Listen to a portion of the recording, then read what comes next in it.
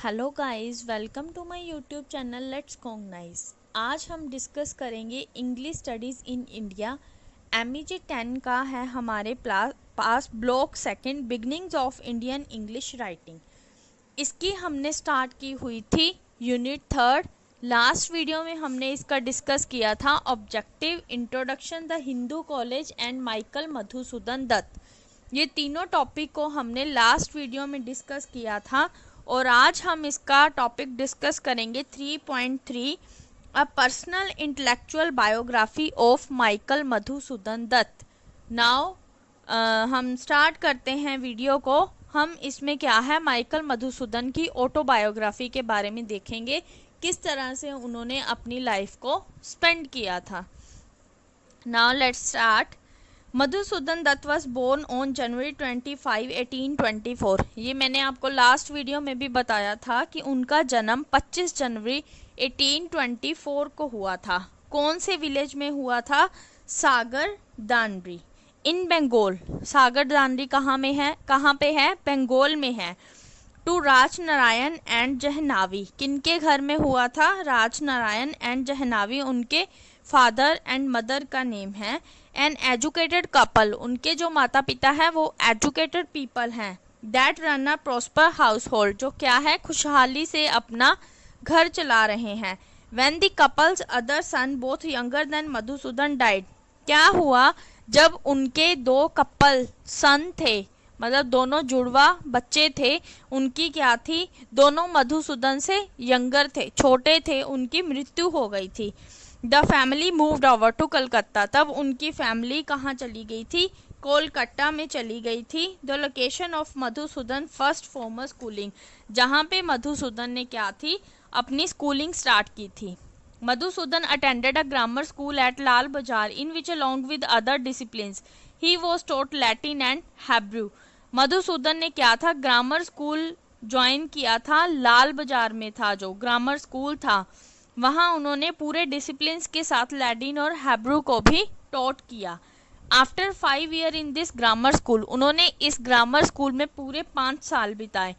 After this क्या था, मधुसूदन ने हिंदू कॉलेज को ज्वाइन किया था कलकत्ता में 1937 में। एट हिंदू कॉलेज में क्या था, Madhusudan breath in air of rebellion, क्या था, उन्होंने एक विद्रोह में हवा की सांस ली थी। That premature its climate in the early 19th century, ये कब का स्टार्टिंग पीरियड है? 19th सेंचुरी का अर्ली पीरियड है।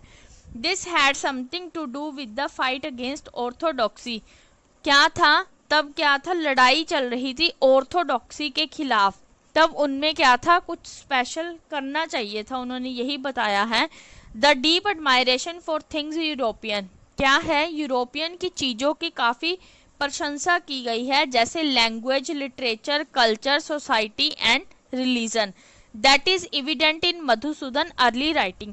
ये जो एडमायरेशन की गई है European language, literature, culture, society और रिलीजन की, इनका जो सबूत है हमें कहाँ पे मिलता है? मधुसूदन की अर्ली राइटिंग्स में, जो उसने सबसे पहले राइटिंग की थी।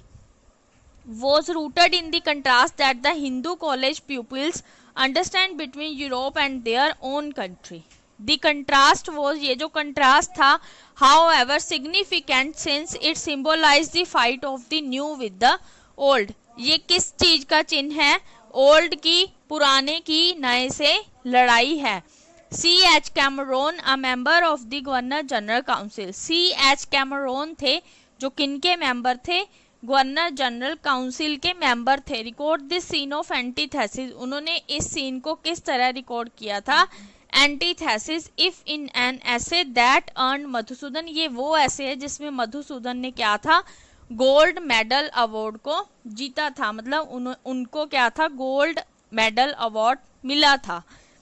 ही अवर्जन टू थिंग्स इंडियन, इसमें क्या है, इंडियन चीजों के बारे में अवर्जन दिखाई गई है। अवर्जन होता है नफरत।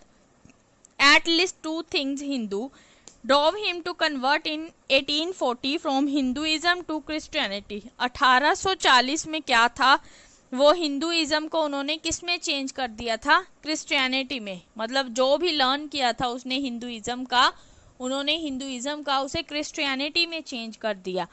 Something that diluted the spirit of the struggle he had so far waged. Perhaps the answer did not lie in Christianity but in the modern enlightened point of view. जो वो answer ढूंढ रहे थे वो Christianity में भी नहीं शामिल था, जिसके लिए उन्होंने हिंदुइज्म लेसन्स को क्रिश्चियनिटी में चेंज किया था। ये था हमारे पास फर्स्ट पैराग्राफ। आई होप आपको ये अच्छे से समझ आ गया। नाउ हम डिस्कस करते हैं इसका second paragraph.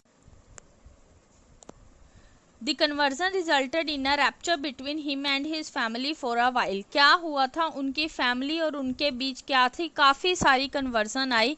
and his college forever.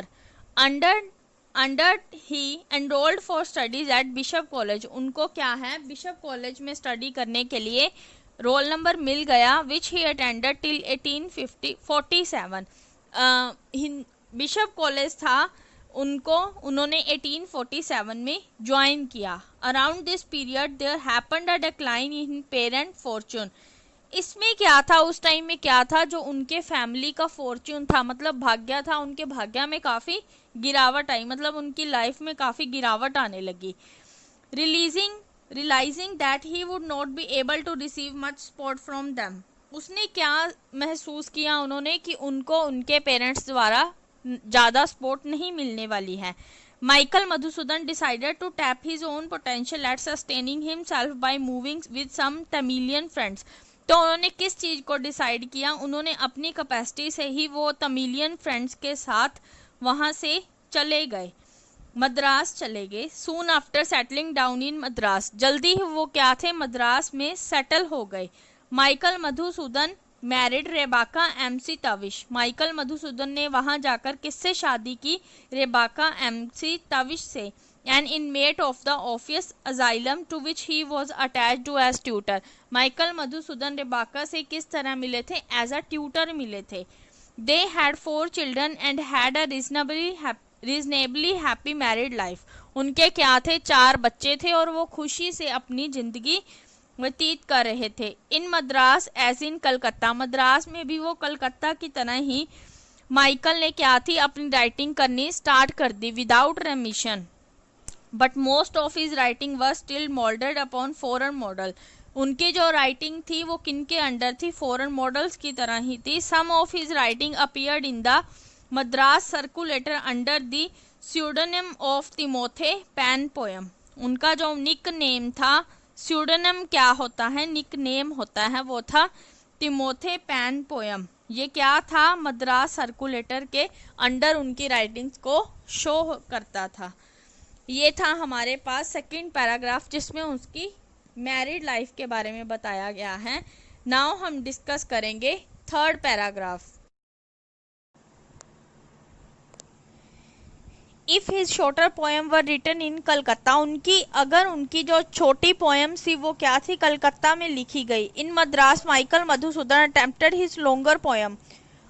Madras में क्या था, उन्होंने अपनी बड़ी पोएम्स को लिखा, जैसे कि vision of the past and the captive lady. One can go into the question of the choice of the long poem. Initially as we have seen that give went to simple feelings and emotions. उनकी जो poems होती थी उनमें क्या थी, उनकी simple feelings और emotions के बारे में ही बताया होता था। He sonnet were responses to some ordinary situation of life unexpectedly present. उन सोनेट में किस चीज़ को दिखाया जाता था, उनकी जो ऑर्डिनरी सिचुएशन थी लाइफ की, मोस्टली उन्हीं को दिखाया जाता था। This made them sketchy and impressionistic. क्या है, यही पोएम्स के कारण वो काफ़ी स्केची और इम्प्रेशनिस्टिक बन गए। In the case of the long poem to which he shifted later, we see an urge on the part of the poet to relate the separate feeling and ideas of one another. क्या थे, उनके ideas को share किया जाता था poems में। This was the phase of taking account of the poet earlier change and deviation in attitude. क्या था, उनकी मतलब काफ़ी डेविएशन हुई पोइट, मतलब उनकी लाइफ में जो जो भी चेंजेस हुई उनकी पोएम्स में वही कुछ लिखा जाता था। उनकी राइटिंग्स में भी जो भी डेविएशन होती थी सब कुछ उनकी राइटिंग में दिखाया जाता था। That also wish perhaps to offer a rational of why he moved away from a fight for rationality. ये भी बताया गया कि उन्होंने किस लिए रैशनैलिटी के लिए लड़ाई लड़ी और काफ़ी एफर्ट्स किए उसे रिकंसाइल करने के लिए, उस टाइम पे जो भी सरकमस्टांस था उसके according. At the same time he composed a few prose pieces, उसी टाइम पे उन्होंने क्या था, राइटिंग्स के साथ साथ कुछ प्रोज पीसीज को भी लिखा, मतलब काफ़ी सारे प्रोज भी लिखे। ये था हमारा थर्ड पैराग्राफ। नाउ हम स्टार्ट करते हैं नेक्स्ट पैराग्राफ। नीडलेस टू से, यह कहने की जरूरत नहीं है, all this poem were written in English, सारी पोएम्स क्या हैं, इंग्लिश में ही लिखी गई हैं। As were the few prose pieces that he wrote, कुछ क्या है प्रोज पीसीस है जो उन्होंने लिखे हैं इंग्लिश में ही। Among these prose pieces the most eminent was an essay, इन प्रोज के बीच में एक सबसे मोस्ट इम्पॉर्टेंट एसे था the Anglo Saxon and the Hindu. क्या है, initially delivered as a talk by and by brought at as a out as a book. ये जो प्रोज था, ऐसे था एंग्लो सेक्सन एंड हिंदू का, ये क्या था, एक एज अ बुक, मतलब एक बुक की तरह था। While in Madras Michael Madhusudan lost his parents and received word from his friends that his family inherit was about to be appreciated by his cousin. Madras में क्या था, उन्हें न्यूज़ सुनने को मिली कि माइकल ने क्या है अपने पेरेंट्स को खो दिया है, और उनको ये शब्द अपने दोस्तों से सुनने को मिले कि उन्होंने अपनी सब कुछ क्या है किसको इनहेरिट कर दिया गया है, उनके जो कज़न थे, मतलब माइकल के जो कज़न थे उनको इनहेरिट कर दी है फैमिली। नेक्स्ट लाइन है हमारे पास, these event made him hasten back to Calcutta. तो 1856 में क्या हुआ, माइकल ने सब कुछ छोड़ दिया, मतलब रेबाका को और अपने बच्चों को मद्रास में ही, और क्या था, मद्रास चले गए, उन सभी को छोड़कर वापस कलकत्ता से मद्रास चले गए, सॉरी मद्रास छोड़कर कलकत्ता चले गए वापस। तो his first marriage was never annulled legally, क्या था, जो उनकी फर्स्ट मैरिज थी वो लीगली रद्द नहीं की गई थी। He married a second time within a year of returning to his native city, उन्होंने बिना रद्द किए ही फर्स्ट मैरिज को, लीगली वो रद्द नहीं हुई थी, उन्होंने उनके बिना रद्द किए ही गवर्नमेंट के द्वारा उन्होंने सेकेंड मैरिज कर ली थी। Michael Madhusudan had 3 children by his second marriage, जब उनकी दूसरी मैरिज हुई थी तब उनके 3 बच्चे हुए थे। In the course of litigation to obtain the ancestral property, he visited the ancestral village of सागर दांडी, वो कहाँ पर गए, जहाँ पर उनका जन्म हुआ था, ancestral village में, सागर दानिरी में। His home coming apart from being a material necessity reflected a culture nostalgia as well as there was now in him a growing inclination to write in Bengali and Bengali only। उनकी जो मतलब इच्छा थी वो सबसे ज़्यादा किस में हो रही थी, मतलब उनकी राइटिंग्स बंगाली में ही लिखी जा रही थी, मतलब उनकी इच्छा थी कि वो सबसे ज़्यादा राइटिंग बंगाली में ही लिखें। उसके बाद उन्होंने क्या कहा है, we shall briefly discuss the change of language later in the unit, बाद में उन्होंने अपनी लैंग्वेज को चेंज किया बट मोस्टली उन्होंने अपनी राइटिंग्स को बंगाली में ही लिखा। बिटवीन 1859 एंड 1866, 1859 से लेके 1862 तक माइकल मधुसूदन ने अपने 10 वर्क्स लिखे बंगाली में, जिनके नेम हमें दिए गए हैं, आप इनको रीड कर सकते हैं, जैसे शर्मिष्ठा, इकाई की बाले, सभ्यता 1860 में लिखा गया था, ब्यूरो, शालिकर, गड़े राउंड, ये भी एक प्ले था 1860 में लिखा गया था। पद्मावती एक प्ले था जिसको 1860 में लिखा गया था। तिलोत्तमा संभावा काव्य, ये एक पोयम थी 1860 में लिखी गई थी। मेघनाथ बध काव्य, इसका पार्ट 1 था जो पोयम का, वो 1861 में लिखा गया था। ब्रजन गना काव्य, ये पोयम थी 1861 में लिखी गई थी। कृष्णा कुमारी एक नाटक था जो 1861 में लिखा गया था। वीरांगना काव्य भी एक पोयम थी जो 1862 में लिखी गई थी। 1862 Michael Madhusudan set sail for England, क्या थे, उन्होंने सेल सेट कर ली थी इंग्लैंड जाने के लिए। Thereby fulfilling a life long dream, ये उनकी जिंदगी का सबसे बड़ा सपना था। Reaching London to set about training to be a barrister, वहाँ उन्होंने किस लिए जाना था, वो बैरिस्टर की ट्रेनिंग लेना चाहते थे। And despite being dogged by financial hardship, उनके पास क्या थी, पैसे की काफ़ी ज़्यादा कमी थी। He manage to qualify as a barrister and law in 4 years, 4 सालों में उनको बैरिस्टर मतलब उन्होंने बैरिस्टर की ट्रेनिंग ले ली थी और लॉ भी कर ली थी। Surviving under straitened circumstance, he however did not cease to write while in England और briefly in France. He wrote a number of sonnet, वहाँ पर भी उन्होंने क्या था, काफ़ी सोनेट लिखे।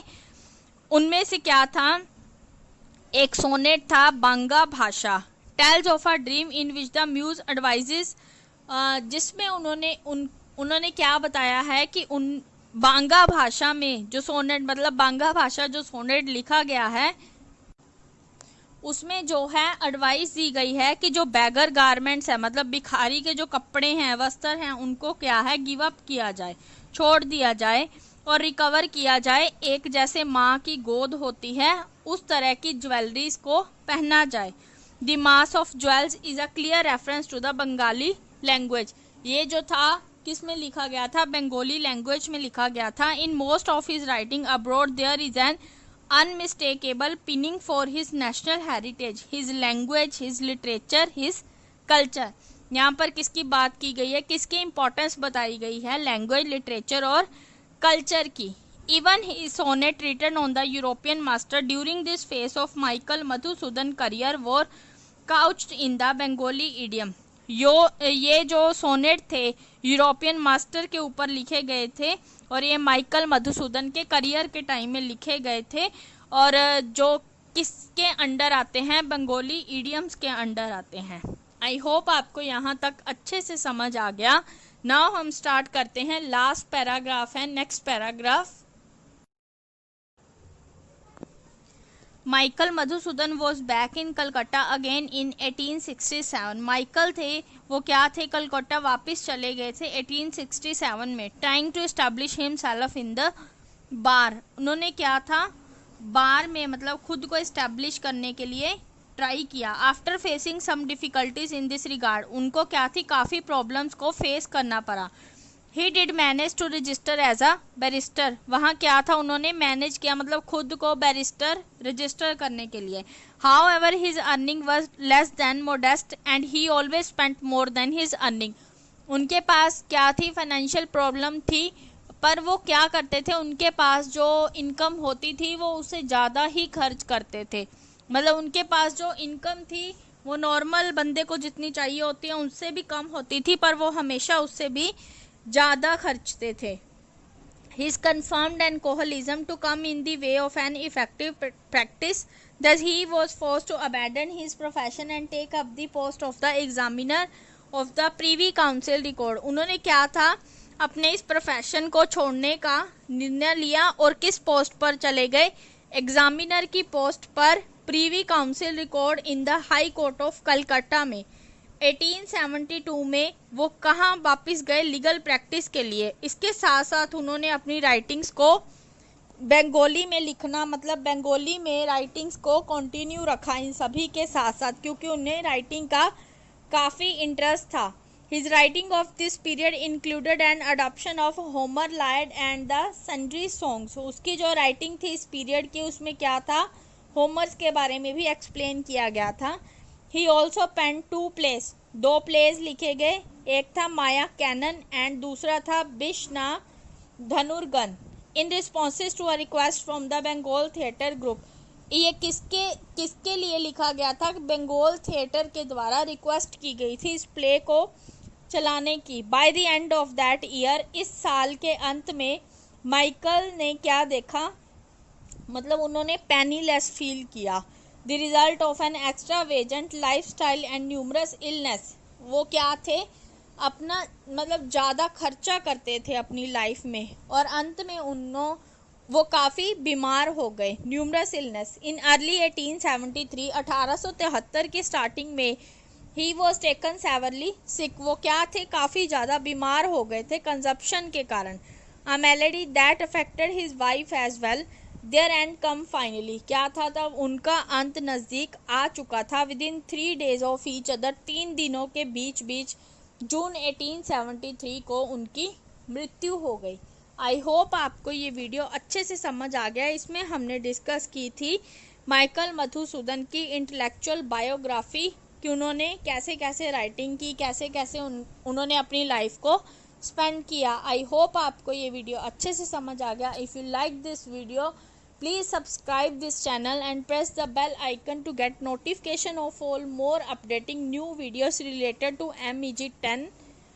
Now तब तक के लिए आप ये रीड करें, वीडियो को समझें अच्छे से, और मिलते हैं नेक्स्ट वीडियो में। माइकल मधुसूदन की नेक्स्ट वीडियो में हम डिस्कस करेंगे इसकी लिटरेरी आउटपुट को जो इंग्लिश में हुई थी।